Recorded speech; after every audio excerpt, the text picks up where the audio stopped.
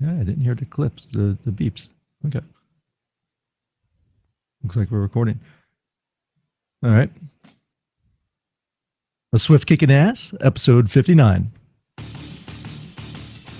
All big changes start with a swift kick in the ass. Join the journey of lifelong friends, John Curren and Tom Stewart, as they make conventional thought bend over and take a boot to the keister. Warning, listeners may notice a force equal to or greater than needed to get your ass moving. A swift kick in the ass, living life on your terms. Welcome, I'm Tom Stewart, and I'm joined with my lifelong childhood friend, John Curren. And today's episode, how keeping score can help you predict the future. Ooh. Got my crystal ball, man. Yeah. So are we fortune tellers now?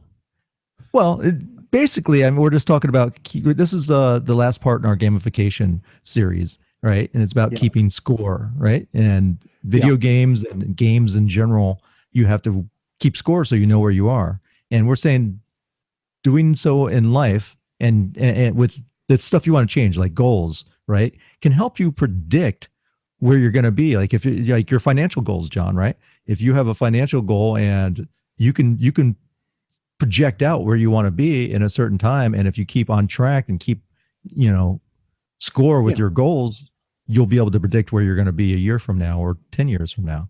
That's other than that and a catchy title. That's it. Yeah. Okay. I get you.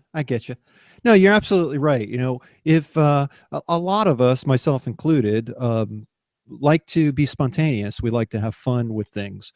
And oftentimes when we're thinking about goals and specific things that we want out of life, that can sometimes kind of leave you with the impression that it's not fun. It takes something out of it, takes the spontaneity out of life. And life throws us many challenges and many opportunities. And I don't think setting goals limits you from taking those opportunities.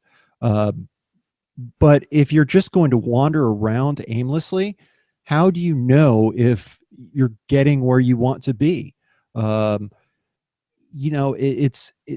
you can create small achievable goals and determine if you are reaching them, you're going to go much farther in life, because our brains are really able to better focus on small steps that are very manageable. You're absolutely right, Tom, when you mentioned my financial goals.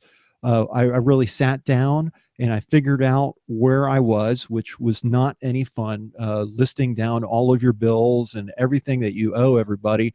It's honestly quite overwhelming and almost brought me to tears. It felt like, this 1,000-pound gorilla on my back at the time.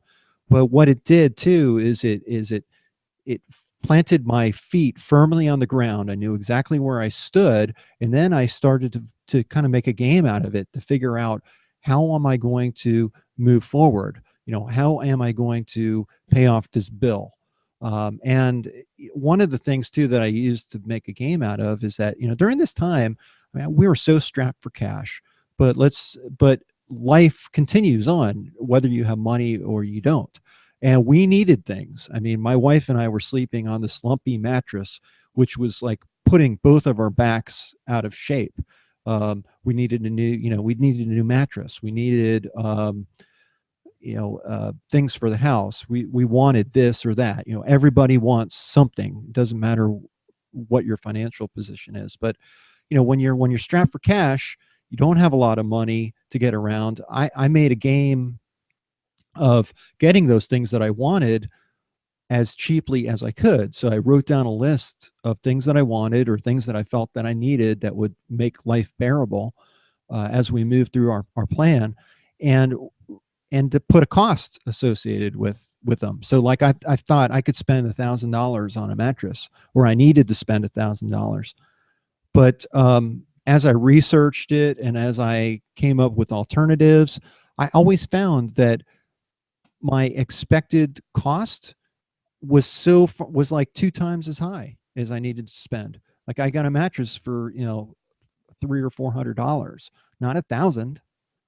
You know, if you're creative and you think about things, you can make it work with whatever money that you have. So I made a game out of it, and that's actually what kind of prompted this series about gamifying your life. You know who's keeping track too? My wife. No, Facebook. This morning I got one of those 4 years ago today you were doing this, right? Right. So it was a picture of me and my wife Jennifer at the Pan Ams, which is a big jiu-jitsu competition out in California.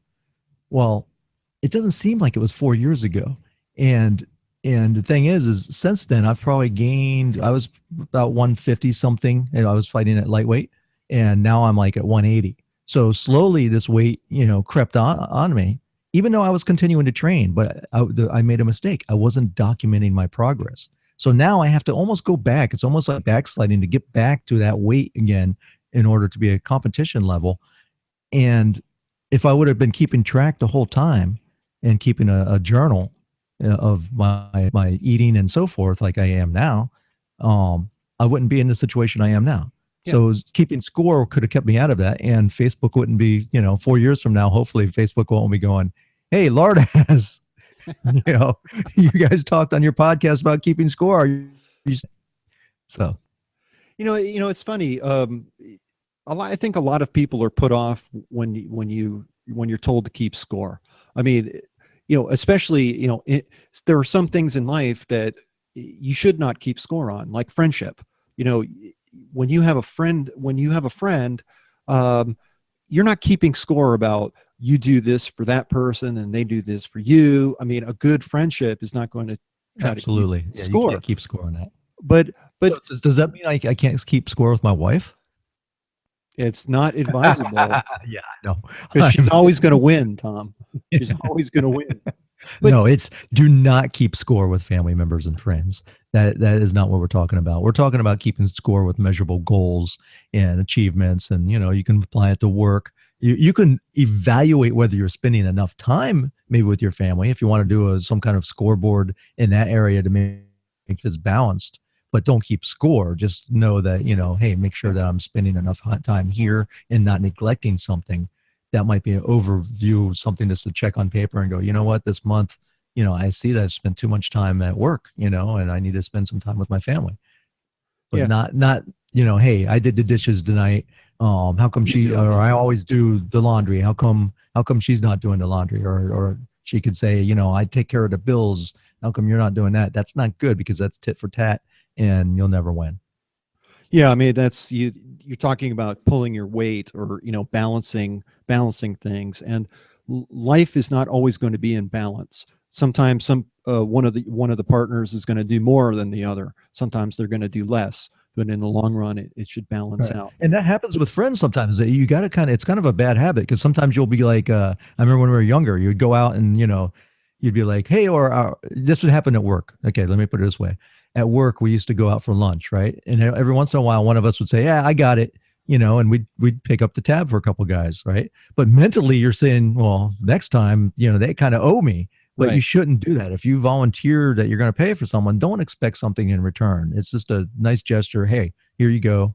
I'm feeling generous today, but don't expect that next time you go out that, or you took them to McDonald's, or you took them to a steakhouse and they take you to McDonald's, and you start to resent them, because that does cause resentment, and that's not cool. Yeah. They say that about borrowing money or lending money to somebody. They say don't ever do that, especially with your friends, because it will destroy the friendship. If your friend needs money or your family member needs money and they come asking you to borrow money, do not rely on them paying it back. Yeah, give it as a gift. Give it as a gift if you're so inclined, because otherwise you are going to put your friendship or that relationship in jeopardy. Hey, John, I need a gift of 20,000. Help me fix some repairs in my house. Can you help me out? Sorry. Sorry, I value our friendship much more than that. That was the politically correct way to say. But talk about keeping score, but really what it is it's an awareness of of things, like going back to your weight issue, Tom. If you put on 5 pounds a year, which is not very much, but over a period of 4 years or 5 years, that's 25 pounds. Yeah, man. And Y- you You know, don't notice it. That's the thing and the thing is I'm training. I still train. I have not stopped doing what I was doing. The only thing I changed was how I ate, and back then I was eating, a lot less carbs. But I got to that point where I was like, yeah, you know what? I've had some carbs, I've had some food, and I'm not gaining any weight. So I think I'm okay. My metabolism's kind of like set at this weight. Well, it creeps up on you, man, yeah. and And it happens. if you are paying attention to it, now, oftentimes with goals, it's really good to put a time on those goals. So say for every year, if you were to check your weight, then you would know, hey, you know what? I gained 5 pounds this year. I need to do something about it to keep it in check. But as you said, you weren't aware. You weren't really weighing in. You were working out, and you just weren't paying attention to that, and it sneaks up on you. It's just like any parent. If you have kids, you know what we're talking about. And that time slips away from you. Before you know it, your little girl is going off to college. Yep, it's already happened. Yeah. It's crazy. So there are different types of, this episode is really not only about keeping score. It's not to give you the answers on how you should keep score in your life as you work towards your own goals, because the way you measure your progress is going to change depending on your goals. But I wanted to give you some examples of some things to think about. So we all know about school, and we all know that there are grades in school. Those, in fact, are goals. If you complete a certain number of courses, or pass a certain number of tests, whatever the criteria is, you'll make it to the next grade. That's called a level-based progression. And like I said, school is really the best example. You go from freshman to sophomore to junior to senior to living on your mother's couch or living in their basement. No, I mean graduating and moving on, getting an apartment of your own. Sorry, I did live in my mom's basement for a little while. I know. It really wasn't intended, the point. But in all fairness, they left when I was 17, and then they came back when I was like 20 or something, and I was still in school. So that I took of course I went back and moved in with them and lived in their basement. It was a no-brainer. No, that's cool. And it's so funny because when I said that, I was not intending to like point the finger at you, Tommy. I was talking about a lot of millennials these days have a failure to launch. They stay at home. People seem to stay at home longer. And that's that's what I was meaning to call out. I think that's okay. Like I'm very happy with my daughter's decision not to go away to school. She went to school locally at a very good college, but I am so glad that she's still here, because it would suck if she was gone now. And we give her freedom. We don't. Her room looks like a tornado hit it. And I can't speak because my room used to look like that too. And it's probably genetic. Probably comes from my side of the family, but it used to freak my wife out, but it's like, hey, she's staying here. She's with us. Yeah. And, of course it's good for them. They don't have to pay rent. They kind of get themselves established, and, nothing wrong with it. It's family, man. Oh yeah, definitely. I'm definitely not saying there isn't. So the next type of progression that you can make, or the way that you could structure change in your life, is activity-based progression. And that's taking on some activity and doing it really, really over and over and over. And once you learn that activity and you get it down, it becomes a very repeatable process. That's called grinding, grinding away at the problem. My financial plan was definitely a grind. It was 10 years in the making. I expected to take 5, and it took me 10. But I have some good stories about grinding, but they're not appropriate for the show. Yeah, I do too. I have 3 children to prove that. But once you get that repeatable process down, then you don't have to think about it. It really becomes becomes a habit. But and in fact, some of those things that I learned at that time, uh, I still do. Like the way I shop for groceries, that changed. When we had like $60 to last us 2 weeks for food, um, you learn to cut corners. And even though I don't have to do that anymore, there are some things I'm just not going to throw away my money unnecessarily and buy some brand name that I can't taste the difference between that brand name, which costs a lot of extra money, and the store brand. In fact, a lot of cases I like the store brand better. But and then also cutting the fat. I go through my spending plan every year, and I look at my bills, and I make a game out of it. I try to not just give away my money. It takes a lot of effort and time and effort and work to earn that money. You might as well get the most out of it that you possibly can. So don't just give it away. Go through your plan, see how you can save money. Like we give up our our cable company. We switch every couple of years because we go wherever the deal is. And I think that's it's a good game, and an absolutely positive outcome. One thing I too want to say too is that a lot of this sounds like a lot of work. We're talking about being aware of things. We're talking about thinking things through and making a plan and working the plan. It sounds like a lot of hard work, but really it's the best way to promote change in your life. And I'll use bankruptcy as a great example. A lot of people, and there are cases where bankruptcy is the only way out. But in most cases, in fact, there was a study done. It's on where is that? uscourts.gov or something like that. It's a report from 2013. Yes, uscourts.gov. Over 33% of bankruptcies were repeat offenders, which means that they had a bankruptcy within the last 8 years. And that's a huge number. And the reason why so many people repeat that is that the bankruptcy was really an easy out for them. It did not show them why they went bankrupt. It did not teach them how to avoid that going in the future. So, what I like about my financial plan is that it was very difficult, but it was also it taught me a lot, and there's just no way in hell I'm ever going back to that. So, don't put it down because it's hard work. Put it, play it forward because how do you something. How do you feel about competition? I mean, competition can also be very good. That's actually one of the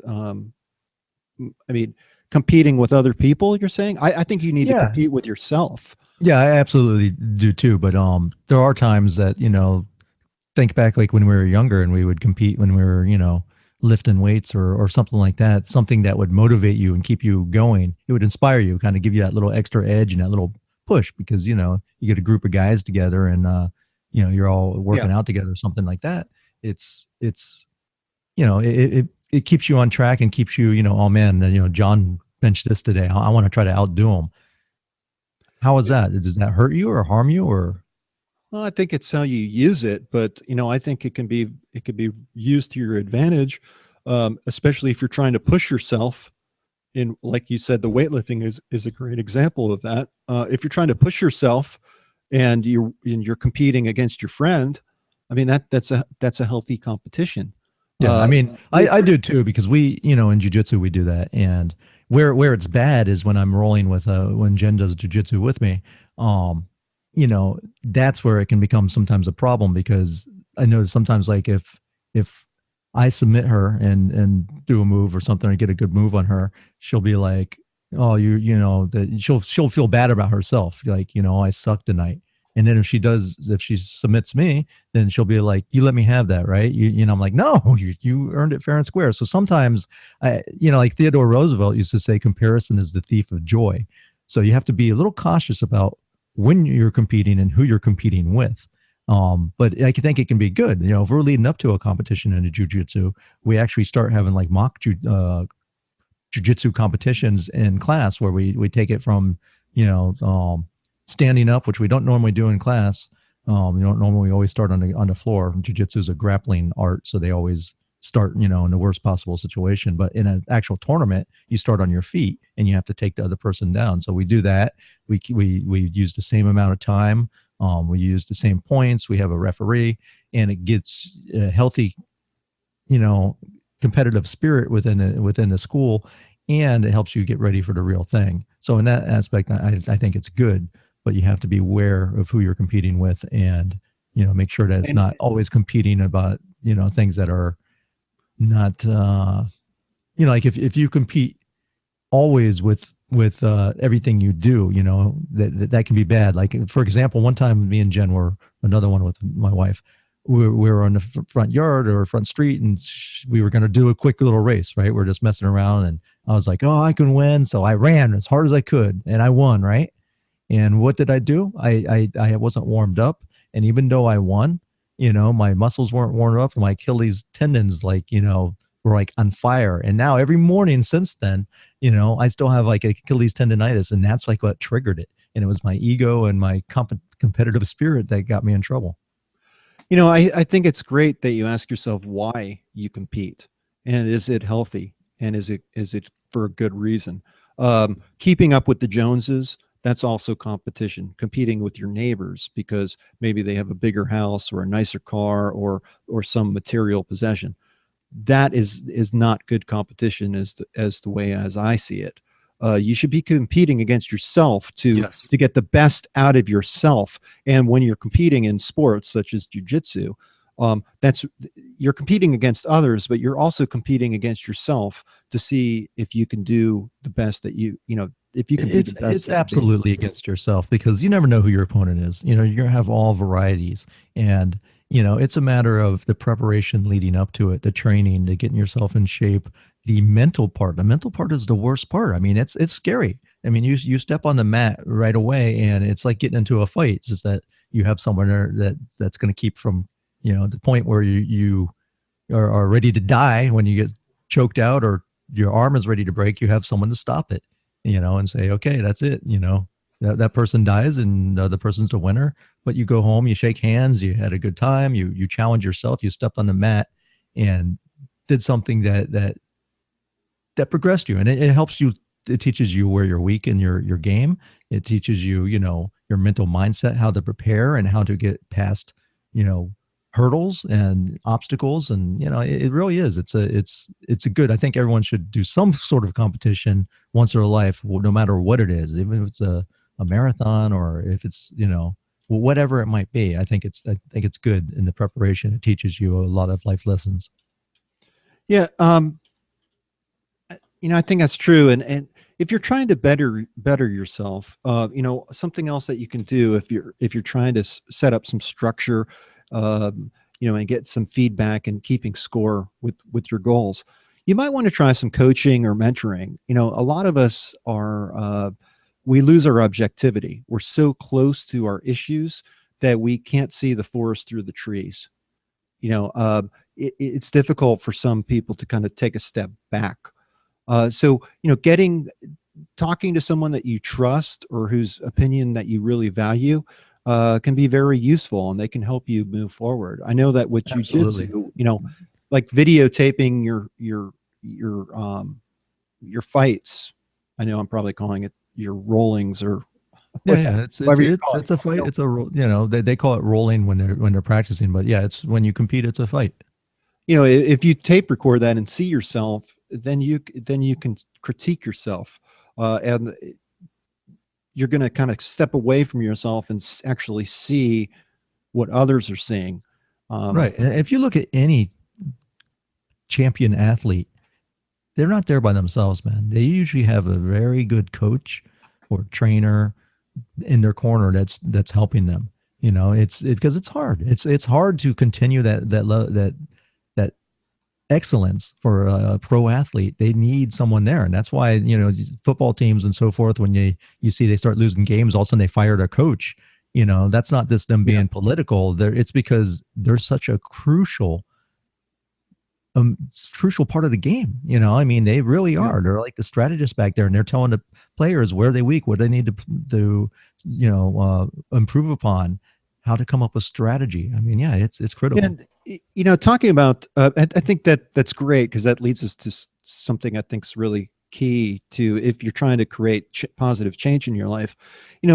Often seems Murphy's law applies.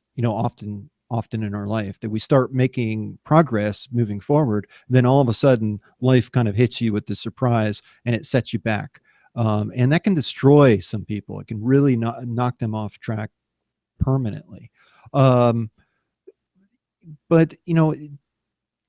just recognize that those things do happen, and that's okay. You just have to keep on getting up and keep on moving forward, and learn from that. Enjoy that moment, and enjoy the game at the time, because life is going to throw those things at you. Be prepared for it, expect it, and then work, learn from it, and keep moving forward. This is a great opportunity to improvise and to get creative.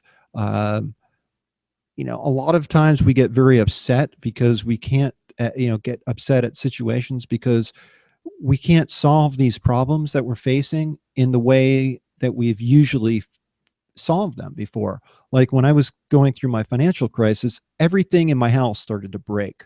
I mean, my refrigerator went out, my dishwasher went out, my little girl, she put a Pop-Tart package in my microwave and set it on fire.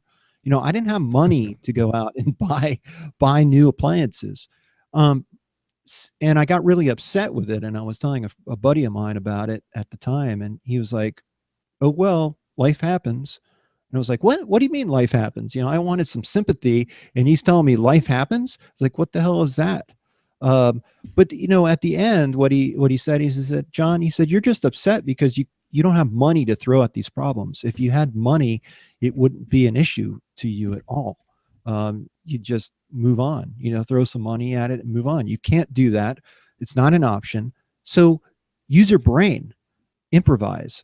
And that's exactly what I did. And I solved problems that way, and I got creative, and I got through it. And that's what I think Murphy's law does for us. It offers us opportunities to grow and think of in ways that we haven't done before. And I think that's a very good thing. They say God doesn't give you anything that you can't handle. And I firmly believe that. We're all capable. It's going to be a challenge. It's going to be a bitch, really, sometimes, the things that we have to deal with. But if we learn from it, and we can find the silver lining, that's good. Well, I think that's good. I'm going through a lot of that with the it seems like my toilets are leaking. My shower has a leak in one of my bathrooms. My kid has to be put in braces. We need to help buy a car for my daughter. So there's all these financial things that are coming up, and it seems like that is like almost never ending. Yeah. But one thing cool, John, and I think I mentioned this to you the other day, is it won't get me out of my financial woes, but it was just a cool thing, is I have this piece of Superman art, right? It's Right. Superman on the frame is shaped like a shield, and it has Superman's costumes basically yellow, and he has like red hair and a blue cape. So it's very pop arty. It's really, really cool piece of art, right? Well, it turns out that this thing, the artist that had created it, passed away back in 2010, and he was a apprentice to Andy Warhol. Well, now this art is like starting to raise in value, and last time I checked, it was like $5,000, and I was like, whoa, this is pretty cool, and it's those things, those nice little surprises. So maybe that will help me get out of my financial woe, but that's not a good thing to bank on. But it was just a cool little tidbit I'd like to share. Yeah. So, as I think we need to wrap this up, but as you begin to look for ways to determine whether or not you're winning at your game, whatever you're trying to do, remember that numbers are not only the way to numbers are not the only way for you to know if you're moving forward or backwards. That's quantitative analysis, basically, is what they call it, is when you can attach a number. And bills, if you have bills, you can look at your balances and you can tell month by month, are they going up or are they going down? That's easy. But there's also qualitative analysis, and what that is, that's much more difficult. But basically, it's descriptive data, or other type of data, like from questionnaires. Asking yourself, do you like this or do you like that? If you're trying to determine what your happiness level is, that's not something you can really attach a number to. But there's so much out there for us to look at, and sometimes it deals with the quality of your life, which is hard to attach a number to, but you could know if it's good or bad. So, recognize that also is a way for you to get feedback and a way to kind of keep score and say, what, I want to do this because it makes me happy. And I think that's a good way to be. It's certainly not about the numbers. It's not about the money or the material possessions. It's really about happiness, because and the relationships in our lives. Does it strengthen the relationship or does it weaken it? Absolutely. I know I always keep on coming back to like working out and jujitsu and so forth, but that's just a big part of my life. And it's very easy to relate that because it transpires over into regular life. You can, I keep a journal for like weight training, right? And for when I go to jujitsu and so forth. And you could do the same thing for whether you're dieting or if you want to improve something on your house, so whatever it might be, or you want to change something in your career. It's a good way to keep track of yourself. But, with weights, I always looked at, because I'm trying to get stronger, but sometimes you hit a plateau and sometimes you even go back, and it might just be based on you didn't get a good enough sleep that week. You might be injured from something else. And I always make notes in my journal. If I hurt myself in jujitsu and I go to lift weights and my elbow's hurting, then obviously I'm not going to be very good pressing weight that week, because I'm going to be slightly injured and a little bit weaker. But it's the factor of I can just look back and make sure that I'm keeping on track and then I'm there. But I can make any kind of notes that I want in there. It's talking about my mood, because maybe I was depressed that week, and you know what, I just didn't have the energy. So I scaled back how many exercises I did. But it's a good way to be able to look back through the year and see maybe what things are affecting you. It's just a gauge. It's like a speedometer. That's all it is. But it's a good habit, because if you're driving without a speedometer and there's all these speed zones and you're going through them and you don't really know how fast you're doing, you're just judging, and then you wait for the police officer to tell you. Well, that's like life, right? If you're, going through life and you have no gauge, things are going to hit you. Things are going to surprise you, and you're always going to be reacting rather than being proactive. And I think that's what journaling and keeping track and keeping score can help you do, is you be a little bit proactive. Yeah, that's absolutely true, Tom. I think that's a great suggestion. I think another suggestion too is that write yourself a letter. And when I say write yourself a letter, I mean write a letter to your future self, a year from now, 5 years from now. Talk about anything that you want to talk about. Talk about what you're facing right here and right now, and talk about some of the things that you're trying to do. Write about the goals, where you see yourself in 5 years. Try to talk to your future self, and then put it in an envelope, seal it up, and lock it away. And I think you'll be amazed by what you read when you open up that envelope. It's going to give you perspective, and you're going to be so far, you're 5 years down the road from where you are today. You're going to gain some objectivity, because you're going to be able to look back. It's kind of like those little, remember when we were kids and we would be in elementary school and they'd take these little time capsules and you would stick some, writing in there, and some little trinket, and then you dig it up 5 years later, which I don't think ever happened. But it's the same principle. In fact, there's a website. If you search, I have no idea what the name of it is, and this has been around for a long time, but you can set it up so it will email you in 5 years or whatever time frame you describe, and you can send yourself an email, and at that time, when 5 years comes along, the system automatically generates it and sends it back out to you. Well, I hope that some of these suggestions that we've made today and in some of our stories help you create a feedback or scoring mechanism in your own life for personal change. We think that it will really help move you forward. And we'd love to hear some of the things that you do and how you move yourself forward. Did we miss anything? How do you show? This is really about showing cause and effect, to say the actions that we take, are they working or are they not working? How do you best do that in your own life? Because isn't that what creating positive change in your life is all about? It's about trial and error and trying new things, and sometimes they're going to work, sometimes they won't. But how do you know?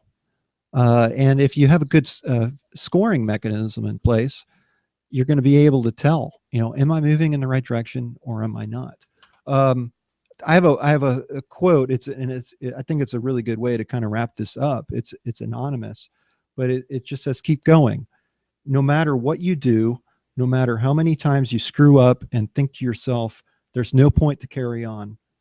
No matter how many people tell you that you can't do it, keep going. Don't quit. Don't quit, because a month from now, you'll be that much closer to your goal than you are now. Yesterday, you said tomorrow. Make today count. That's good. That's absolutely cool, man. It's consistency, man. Keep showing up. That's all I can say. That's the best advice. Yeah. I've seen so many people wash out of our jiu-jitsu class, and if they just keep showing up, if they would have stayed with it through the hard times, or took a month or two off and came back rather than just quitting, they would be so much further ahead. And that applies to life. You just keep showing up. I know that in Alcoholics Anonymous, that's one of their thing. Keep showing up. If you fail, you stumble, doesn't matter. Get back up. Try again. Yeah, if it's hard, it's hard because it's not easy. You need to work at it, but it doesn't mean that it will never be easy. If you keep working at it, it will get easier over time. And just remember why you're doing it. As we've been talking the last few episodes, make a game out of this. Life is really a game. We all when we die, we can't take any of this stuff with us. So make the moments count, make your life count, and get what you want out of life. Live on your terms. That's what we're all about. And keep kicking yourself in the ass. Yep. And keep moving yourself forward. Keep showing up, keep moving. Yep. Okay, I think that's about it. I think I lost Tom. he's frozen on the screen. I hope he comes back, but I think that is about it. So this is John Curren, and Tom is offline. I guess we lost the connection, and I hope this is still recording. So please leave a review for us on iTunes or whatever you're getting this podcast through. And until next time, keep living life on your terms.